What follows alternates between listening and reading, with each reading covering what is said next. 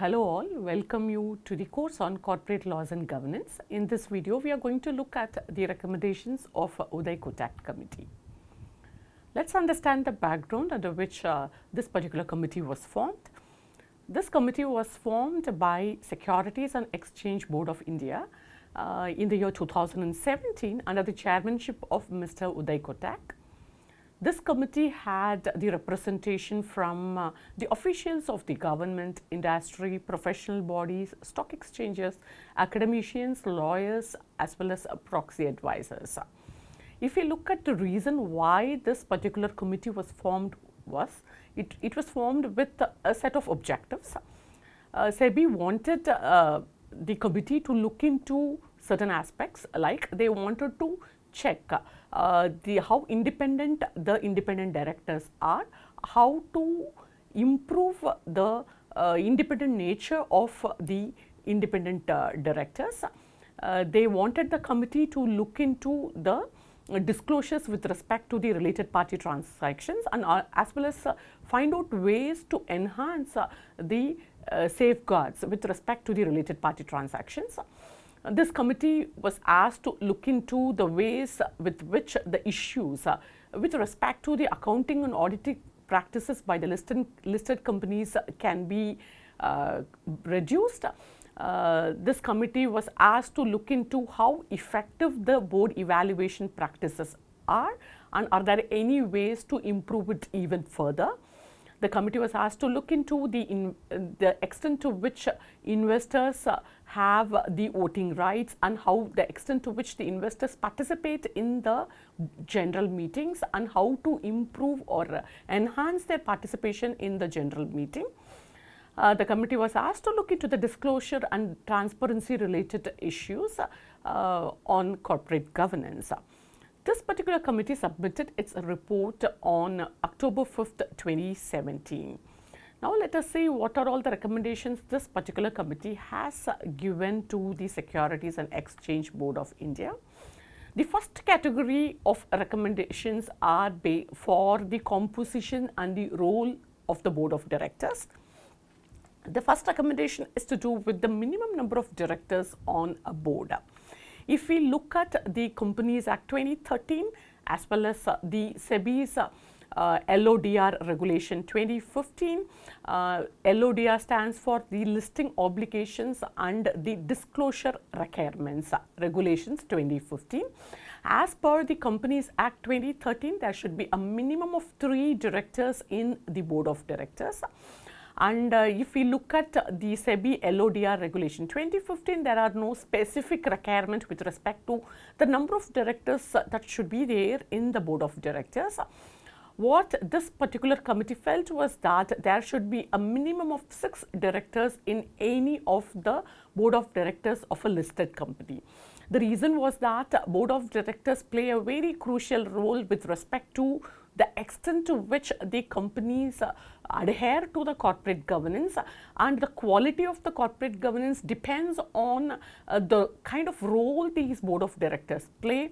It is always better to have many directors in the board of directors so that they will ensure that the company follows the fairness in their procedures, they are transparent in their operations, and they become accountable for their actions. So the pillars of corporate governance can be achieved only when the number of directors are increased. So this committee felt that there should be a minimum of 6 directors in the board of directors. The next recommendation is to do with the gender diversity on the board.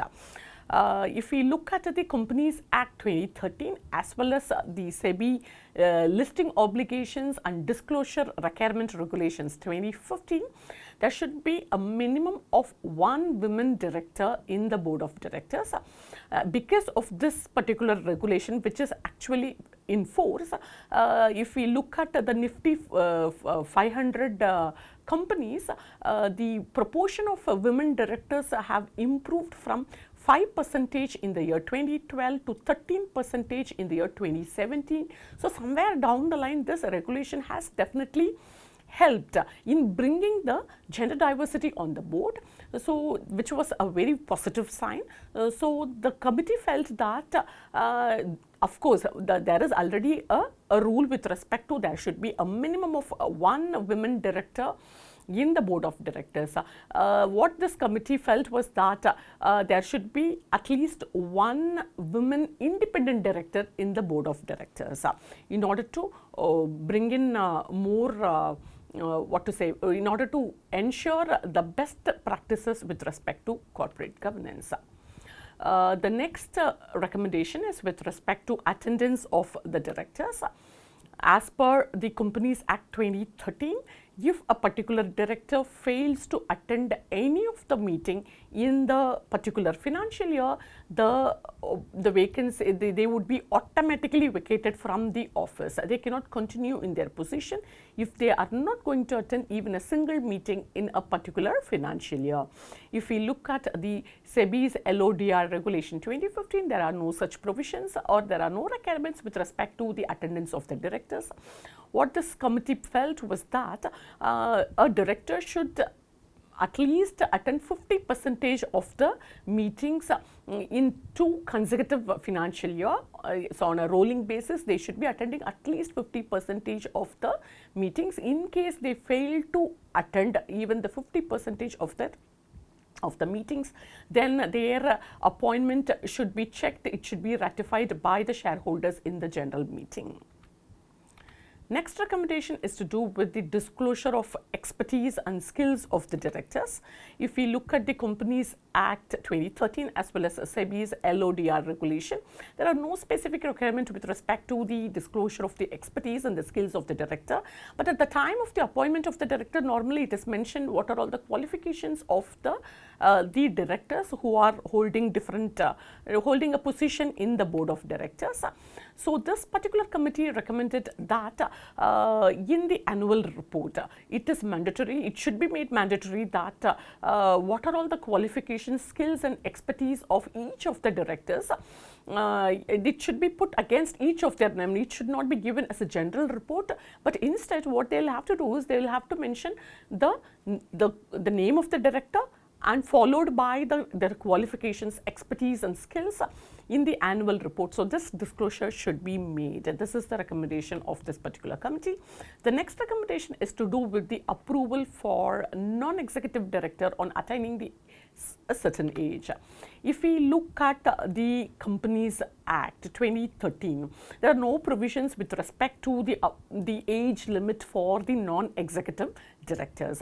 But if we look at the Companies Act, they do have a rule with respect to or provision with respect to the managing director or the chairman of the company. In case the managing director attains the age of 70, then what if at all the managing director wants to continue in the position, then they will have to get the approval from the shareholders through a special resolution. So right now we do not have any rules or provisions for the non-executive directors, except that in the Companies Act they do have provisions for the managing director attaining the age of 70. So this particular committee felt that in case a non-executive director attains the age of 75 and if they want to continue in their office, then they will have to get the approval from the shareholders, and for that they have to pass a special resolution in the general meeting. Special resolution means that 75% of the shareholders should be approving that the non-executive director can continue the post after attaining the age of 75. The next recommendation is to do with the minimum number of board meetings. If we look at the Companies Act as well as SEBI's LODR regulation 2015, there should be a minimum of 4 meetings of the board in a particular financial year, and if we look at the gap that they can have between 2 meetings, is at the max they can have a gap of only 120 days.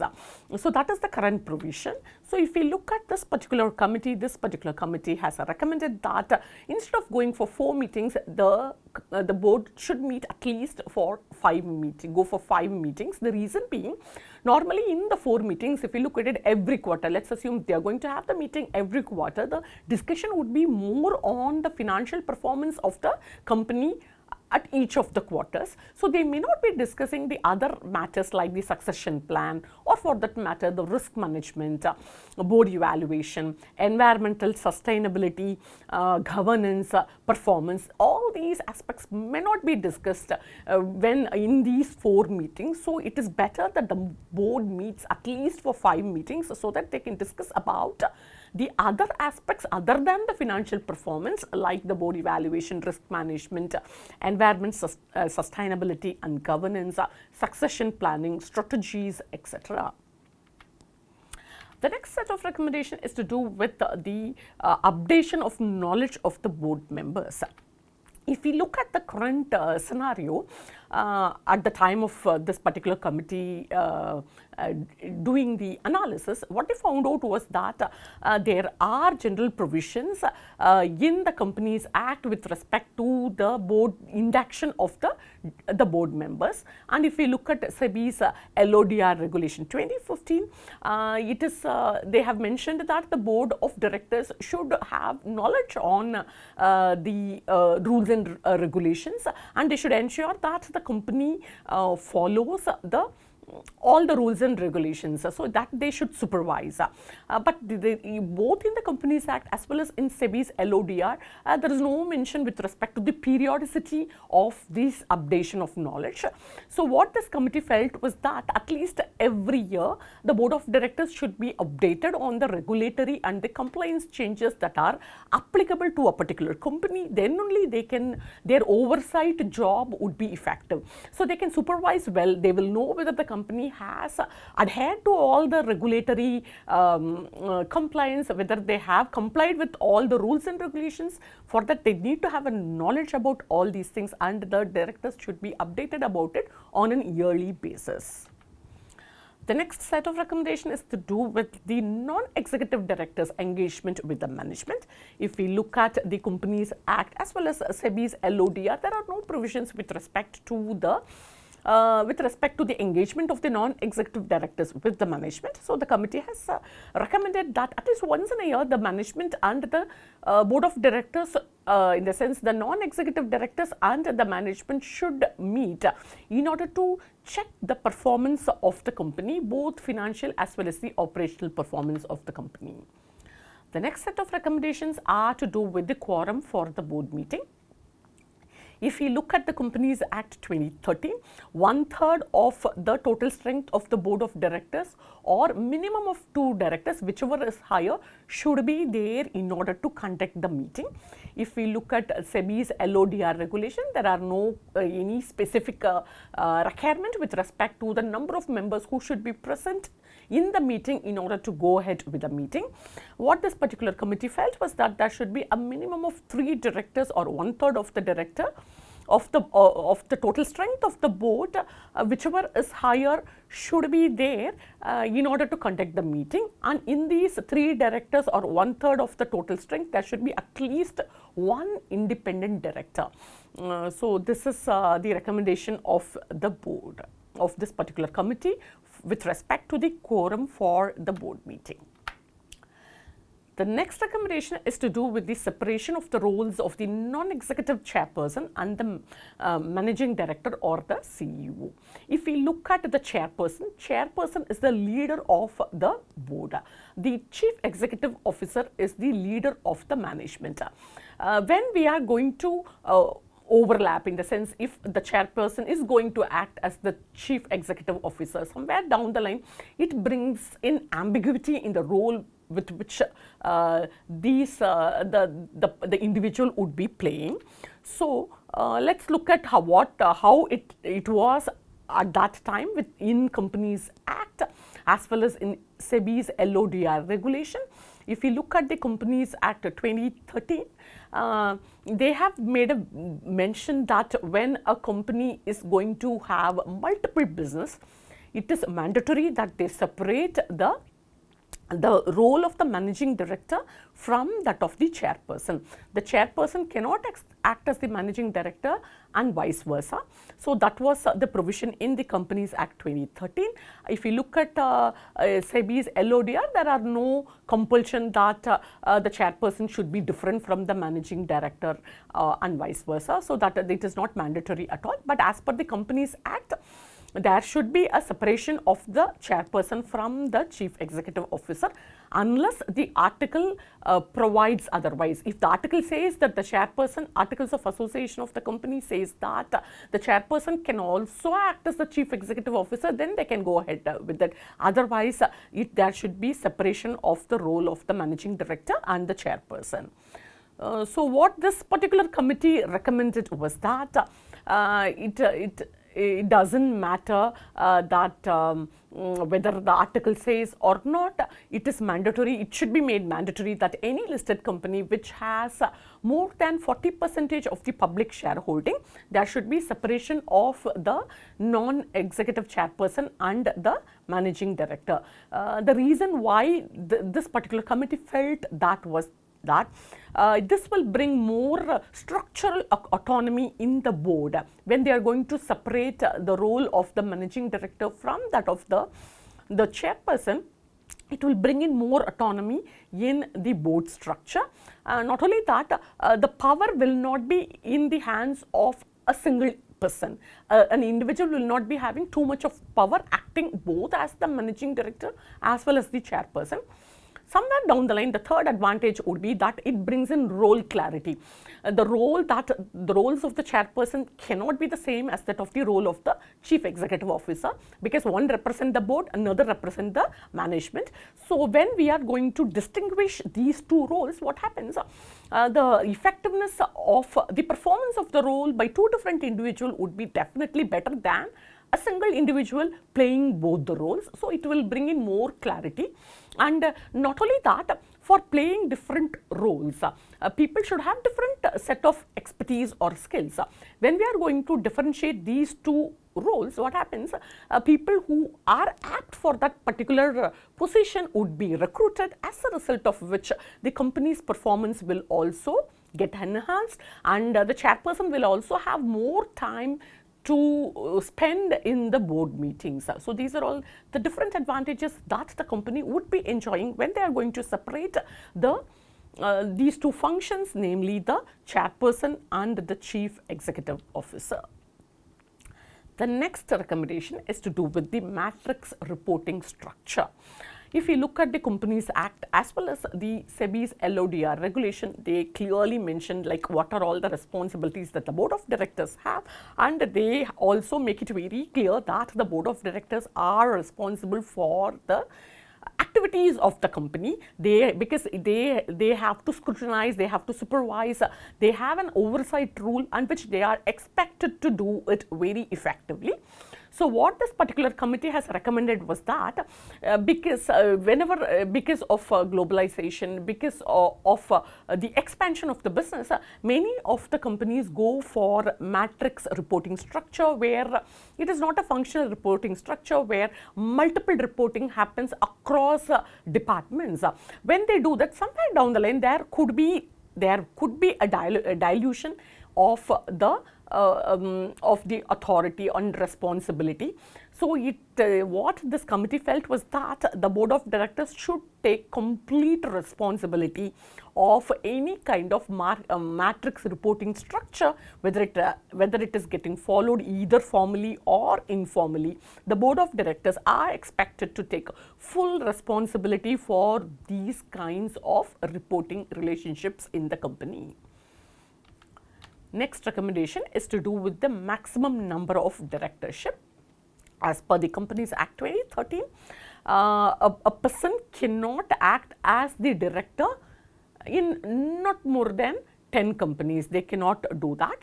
And as per the SEBI's LODR regulation, if a director is an independent director, then they cannot hold the directorship in not more than 7 companies. And if a person is going to be a whole-time director, then they cannot act as the director in not more than 3 companies. What this committee felt was that whether it is a whole-time director or whether it is an independent director, the maximum number of directorship that a single individual can have, it should be reduced to 7. When a person is going to be the director in different companies, what happens, their efficiency or their ability to spend time with the company's affairs or in their oversight role gets diminished. So it is felt that a director cannot, this committee felt that the number of directorship that an individual can have should be reduced to 7. The next set of recommendation is to do with the disclosure on board evaluation. If you look at the evaluation of the board, we do have detailed provisions both in the Companies Act 2013 as well as in SEBI's LODR regulation, where they talk about how the board as a whole should be evaluated, how each of the committees that the board of directors represents, like the audit committee, nomination, and we talk about the remuneration committee, or for that matter we have the stakeholders relationship committee. All these committees, the performance of the directors are individually analyzed, and there are provisions and rules for the evaluation of the board members both in the Companies Act as well as in SEBI LODR regulation. So what this particular committee recommended was that with respect to board evaluation, what they felt was that every year whenever they go for the evaluation, they will have to make a complete observation. What is the level of evaluation that happens. For the past year, they will have to, in the current year, what they will have to do is what and all they have observed in the previous year's board performance, and what are all the action that they have taken for any kind of lacuna with respect to the board performance, and they have to come out with the current year's observation and what kind of action plan that they have for the current year's observation. So this should be more systematized, and these pointers should be included while the board evaluation is carried out. So the next category that we are going to look at is the institution of independent directors. Let's see what are all the recommendations this particular committee has given for the category, the institution of independent directors. First is to do with the minimum number of independent directors. If you look at it, this particular committee has recommended that at least half of the directors in the board should be the independent directors. So if there are going to be if there are going to be 2 directors, a minimum of 2 directors, that should be 1 should be the independent director. So the recommendation is that at least half of the total board members should be the independent directors. Next is to do with the eligibility criteria for the independent directors. If you look at the Companies Act as well as the SEBI's LODR regulation 2015, they have clearly come out with the qualification to be an independent director. And if you look at the SEBI's LODR Act, they have clearly told that whenever the person joins as the independent director, in the first meeting of the board that the independent director participates, they will have to give a declaration how independent their position is. So they have to talk about that. Not only that, every year the independent director has to, in the every first board meeting of every financial year, the independent directors have to disclose or they will have to declare that their position is independent. In case there is going to be change in their position of independence, they will have to declare the same in the board meeting. So we do have eligibility criteria. What this particular committee felt was that there should be both objective as well as the subjective assessment of how independent these independent directors are, and they are recommending that the independent director themselves should go for a self-evaluation. They have to go for a self-assessment how independent they are, and whatever claims that these independent directors are making, it has to be confirmed by the board. In the sense that they will have to check the truthfulness of the assessment that would be made by the independent directors, and they will have to confirm, the board of directors have to confirm the same.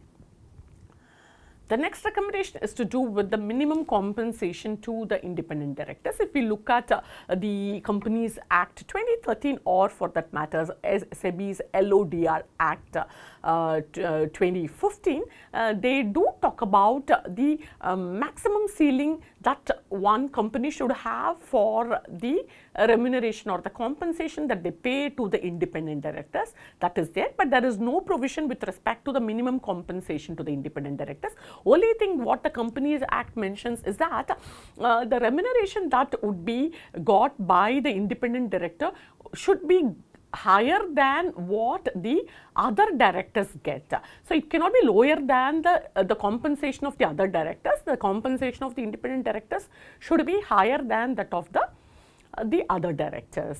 So what this committee felt was that that independent directors should be compensated, that is, it should be at least the minimum should be 5 lakhs, and they felt that it should be implemented for to start with, it should be implemented for the top 500 companies by market capitalization, and this committee has recommended that the minimum compensation to the independent director should be rupees 5 lakh. But in case the profit is not going to be enough to pay this 5 lakh, then this can be reduced. This committee also has recommended the sitting fee for the independent directors. For the top 100 companies by market capitalization, the sitting fee what this committee has recommended was 50,000 rupees, and it should be 25,000 rupees for the next 400 companies by market capitalization. The next set of recommendations are to do with the disclosures on the resignation of the independent directors. If we look at the Companies Act 2013, or for that matter the SEBI's LODR Act, there are provisions with respect to the disclosure that has to be made whenever the independent directors resign their job. When they are going to resign their job, even before their term gets over, it is mandatory as per the Companies Act that the registrar of the companies have to be informed about it. They have to know, they have to give a notice to the registrar of the company, and the independent directors should be given an opportunity to defend themselves in the general meeting of the shareholders when they are going to resign before their term gets over. So there are provisions with respect to the disclosures that have to be made with respect to the resignation of the independent directors. What this committee has recommended was that the same, it has to be informed to the stock exchanges also. Whenever an independent director has to resigns the job before the term gets over, then the information has to be informed, to be told to the stock market. And somewhere down the line, this committee felt that the independent directors play a fiduciary role. Whenever such things happen, they will have to be more responsible, and they should disclose the reason for their resignation. The next recommendation is to do with the directors and officers insurance for the independent director. If you look at it, there is no mandatory requirement to provide the directors and officers insurance for the independent directors as per the Companies Act 2013 or the SEBI's LODR regulations. But what Companies Act 2013 says is that in case the company provides the directors and officers insurance for the independent directors, the same has to be mentioned in the appointment order of the independent directors. This committee felt that it should be made mandatory, at least to start with the top 500 companies by market capitalization, to give the directors and officers insurance for the for the independent directors. Why this committee felt that way was that this will attract the talent, many people to come forward to act as the independent director, because there would be liabilities when the independent directors play their role, when they do things for the company. They may get into litigations, there could be legal expenses, and they have to be protected from it. When they are provided the insurance, what happens? They would be willing to be part of the company, they would be willing to act as the independent. So in order to attract the talents, in order to coax, or in order to ensure that many come forward to act as the independent director, this committee felt that it should be mandated for the top 500 companies by market capitalization that the independent directors are provided with the directors and officers insurance.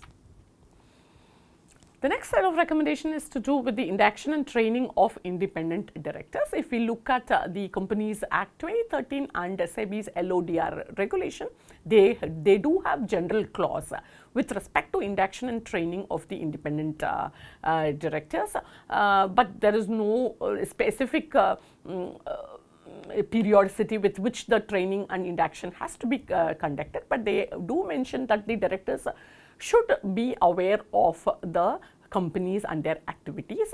This committee felt that the companies should go for formal induction whenever the independent directors are appointed, and they should be given formal training either by the external agencies or by the internal agencies once in 5 years. The reason why this committee felt that the directors have to be trained is they have to know about the company, they have to know about the risk management, the strategies. They need to have a complete idea about the products of the company, the environment in which the company operates, because each independent director would be having vast experience as well as the skills. If at all the company wants to harness the skills of these independent directors, they have to somewhere down the line align the skills of these independent directors with the requirement of the company, for which training is important.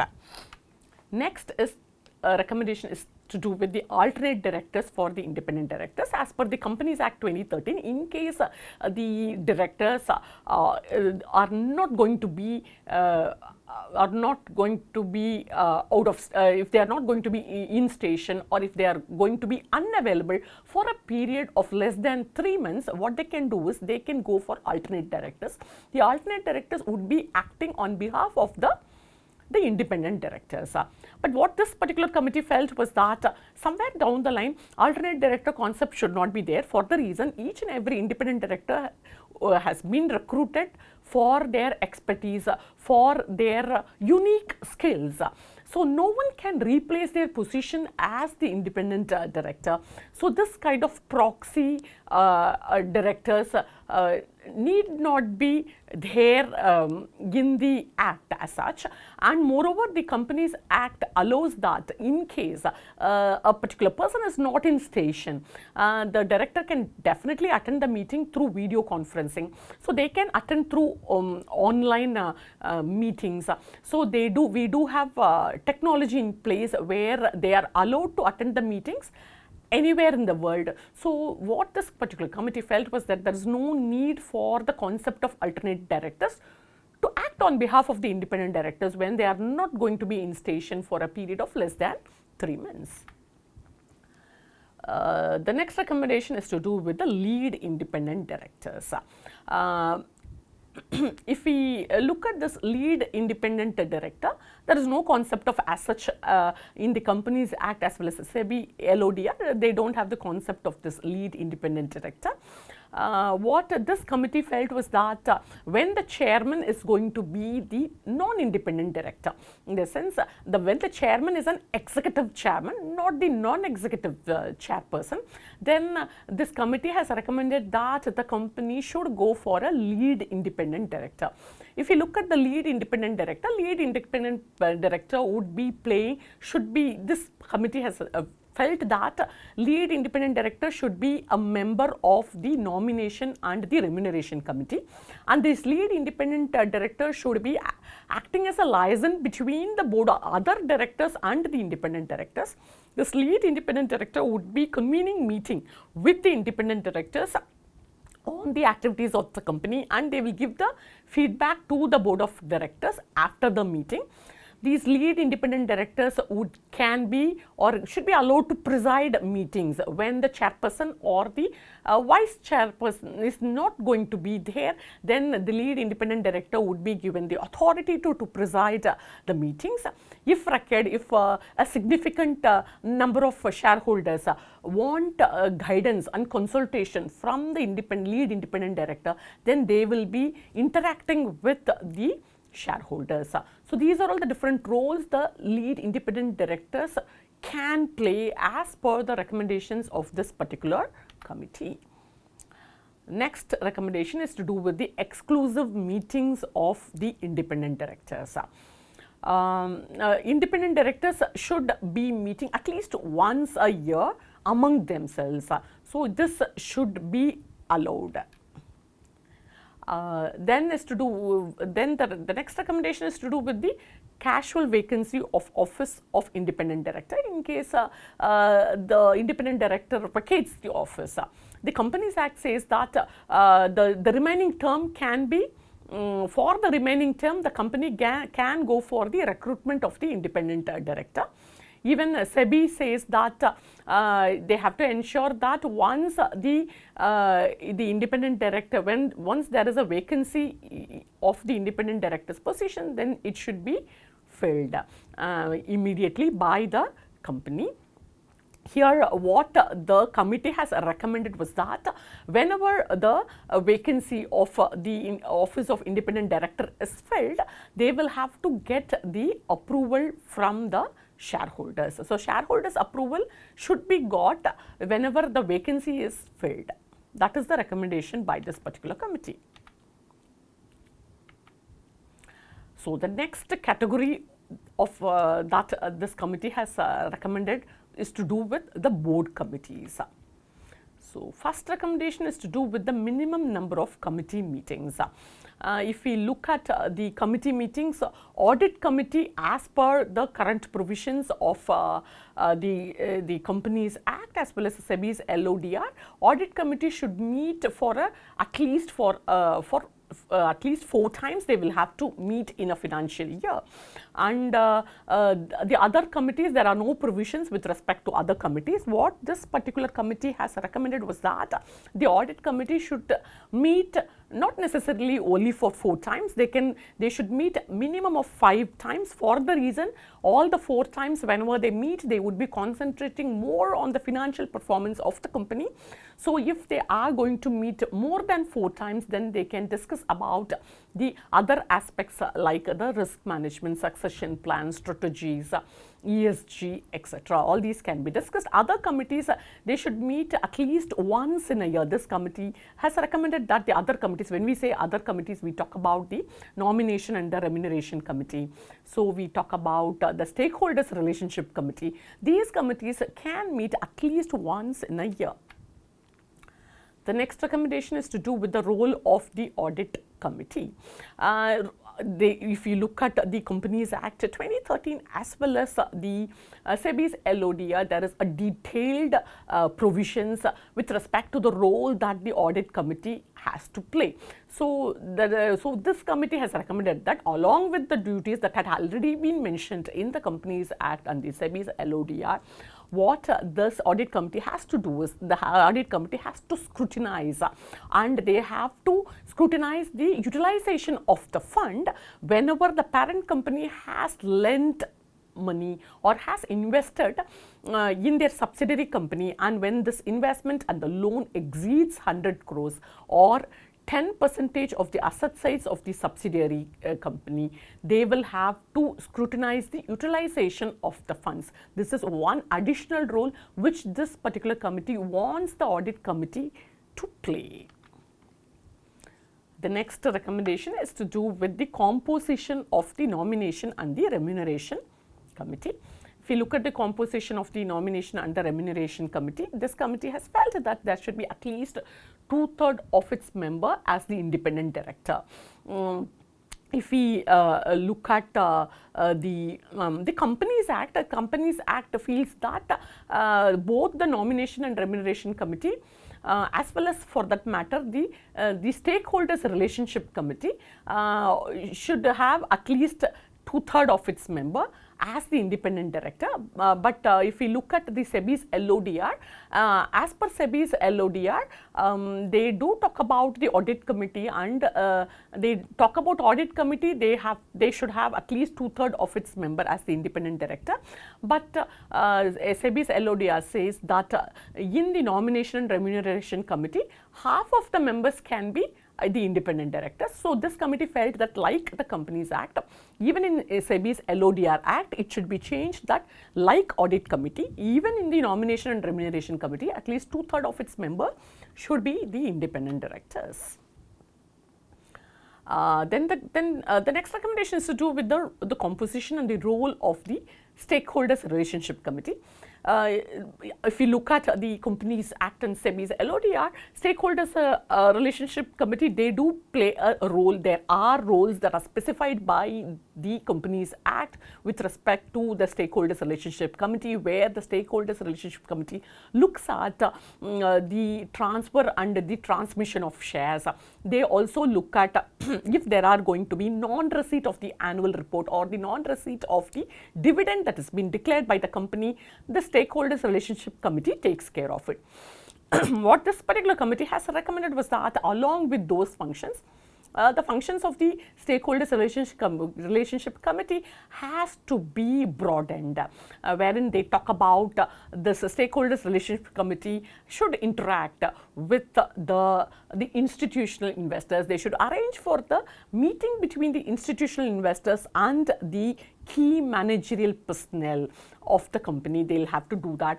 They will have to check how effective the mechanism is there in the company in ensuring that the shareholders vote in the general meeting. They will have to look at what are all the different issues that the shareholders face in the general meeting and how they can mitigate those problems and issues the shareholders face, and they will have to evaluate the performance of the registrar and the transfer share transfer agents. They will have to look at their performance and they will have to try improving it. So if we look at the recommendation along with the existing role, the role of the stakeholders relationship committee should be broadened.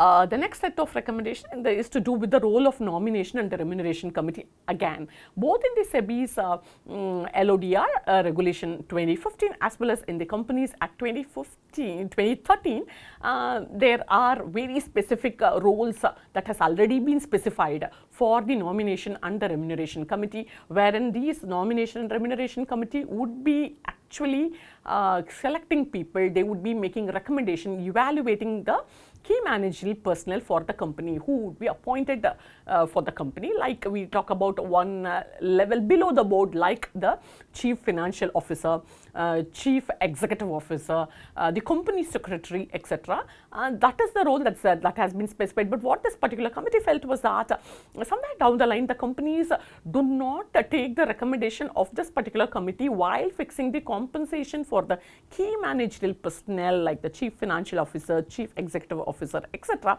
So they want to ensure, this committee wants to ensure that any payment, any compensation that is getting paid to the senior management, that is one level below the board, it should be based on the recommendation of the nomination and the remuneration committee.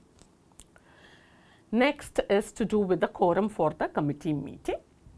As per this particular committee, there should be at least one independent director present in any of the committee meeting. Of course, audit committee, we do have provisions in the Companies Act and SEBI with respect to the nomination and the remuneration committee, as well as with respect to the stakeholders relationship committee. There should be a minimum of one independent director present in these committee meetings. Next is to do with the risk management committee. This committee has felt that somewhere down the line the companies should set up the risk management committee, for the reason that risk management is very, very important. There should be a risk management mechanism in a company wherein they should identify the risk. They will have to have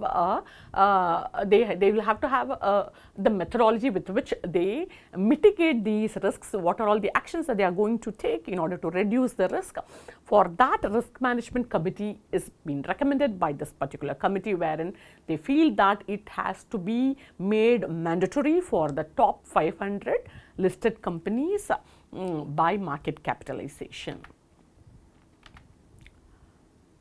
The next set of recommendations are to do with the enhanced monitoring of the group entities. So, if we look at these monitoring of the group entities, the first recommendation is to do with the obligation on the board of the listed entity with respect to subsidiaries. Many holding companies, many listed holding companies have unlisted subsidiary companies.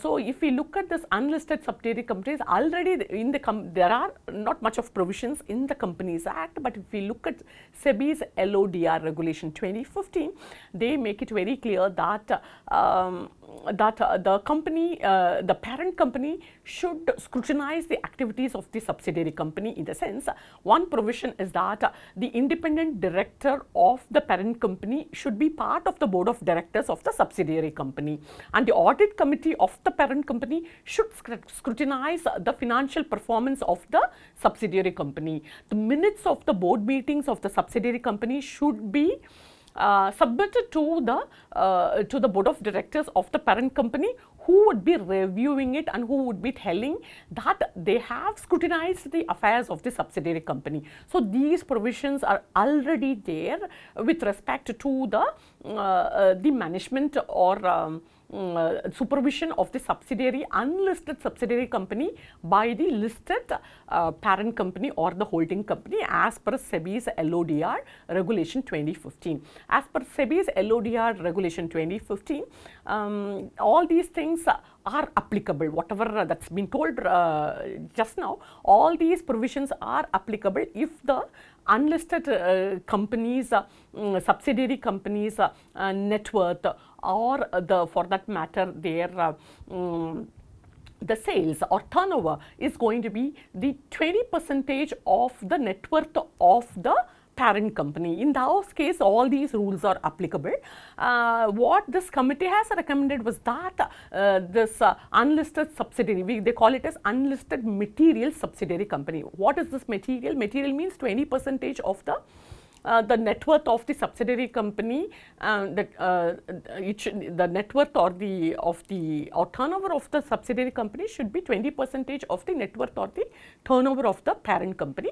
Now, as per this committee has recommended that it should be reduced from 20% to 10%, and all the other rules have to be followed, like the independent director of the parent company should be the director in the subsidiary company also, and audit committee should scrutinize or review the financial performance, and the board of directors of the parent company is responsible and also should declare that they have scrutinized the affairs of the subsidiary company.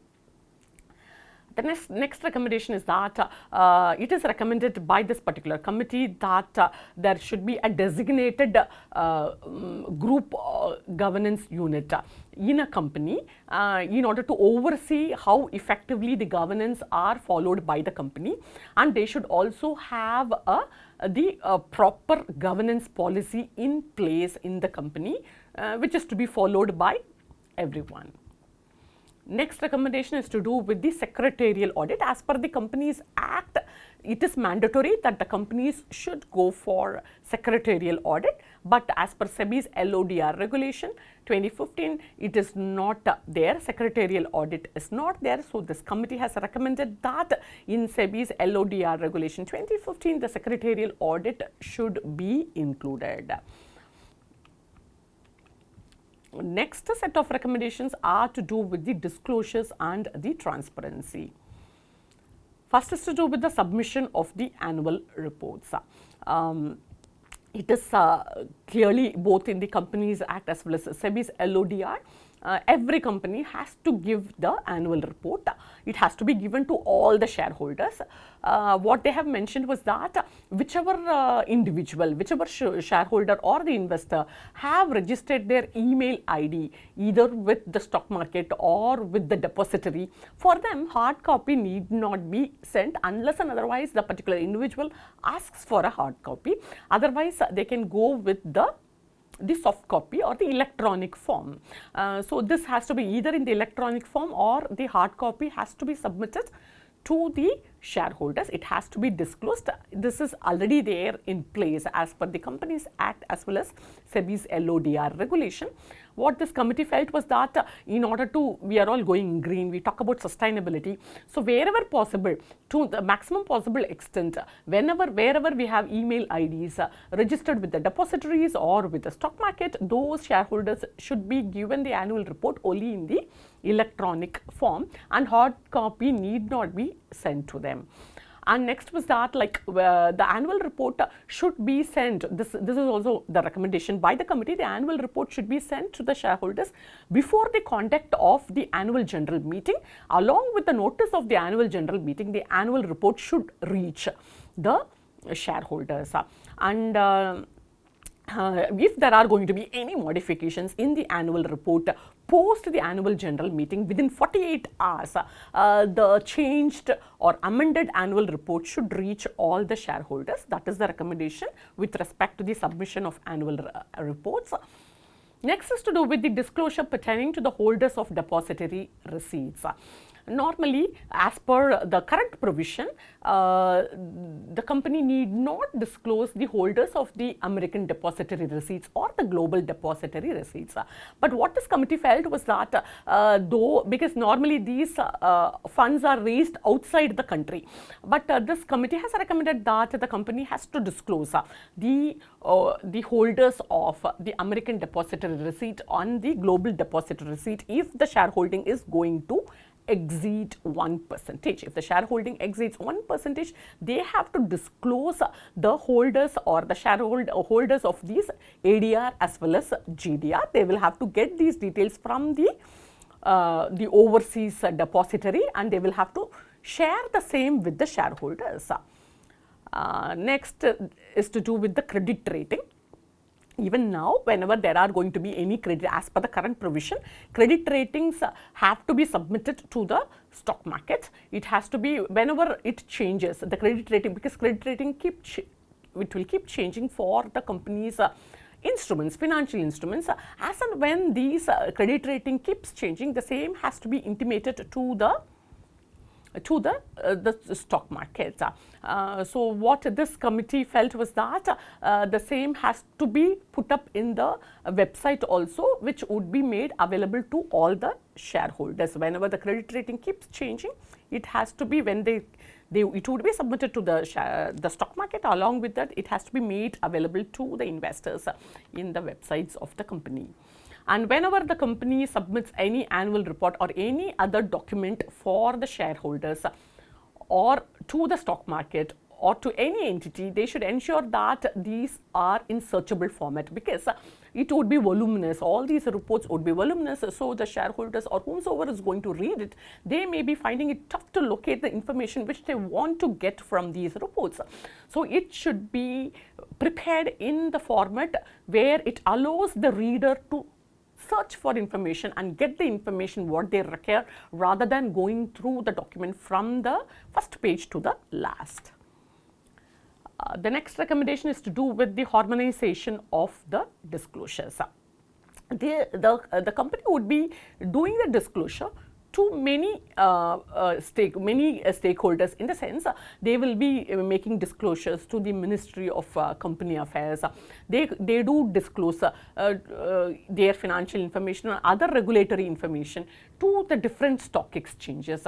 Somewhere down the line, when they are going to give different reports to different entities, there could be chances that there could be information asymmetry, in the sense that there could be a difference in the information that gets provided by the company. In order to avoid that, what this committee felt was that this committee in fact recommended that there should be a common platform wherein the companies can upload all the relevant information, and the same can be shared to the different entities, so that there will not be any discrepancies with respect to the information that gets shared, the similar information, same information that gets shared to different entities. The next is to do with the disclosures pertaining to the analyst and the institutional investors. The committee felt that now, as per the current provision, the companies divulge this information, whatever meetings that they hold with the analyst and the institutional investors, they share the same in their website. But what this committee felt was that it doesn't serve much purpose, serve the purpose, and there are chances that it could get misused, and they felt that this need not be disclosed. The institutional investors meets and the meetings with the analyst need not be disclosed with the stakeholders in the websites. So that is the recommendation. The next recommendation is to do with the disclosures of key changes in the financial indicators. There are different financial indicators, like we talk about the inventory turnover ratio, debtors turnover ratio, interest coverage ratio. These are debt equity ratio. All these are considered to be the key ratios. Whenever there are going to be changes in the key ratios, when the changes is going to be 25% or more, the same has to be highlighted in the annual report, and it should be disclosed to the investors so that they can take a better decision. Next recommendation is to do with the utilization of the proceeds of the preferential issues and the qualified institutional placement. We do have utilization reports for the money that is getting generated to the initial public offering, but there are no provisions with respect to coming out with utilization report of the funds that get generated from the preferential issues and qualified institutional placement. This committee has recommended that the companies should disclose the utilization of the funds that they get from these two sources. And they also should disclose the valuation reports which they get for getting the funds. They have to give a complete disclosure with respect to the directors, their qualifications, the number of directorship that the directors hold in different companies. These informations should be there in the annual report. Similarly, if a particular director is getting disqualified, then this information should be provided in the annual report, why the director got disqualified, so that the shareholders will get to know about the reason for the disqualification of the director. And the last recommendation is to do with the disclosure on websites. Of course, all the informations are expected to be put in the website. All the financial and the key information has to be put up in the website as per the current provision. What this particular committee has recommended was that a separate page can be created wherein whatever the company has to divulge as per regulation 46 of the SEBI's LODR, it can be kept in a separate web page and the investors can access those information. So these are all some of the recommendations that Uday Kotak committee has made with respect to corporate governance. Thanks for listening.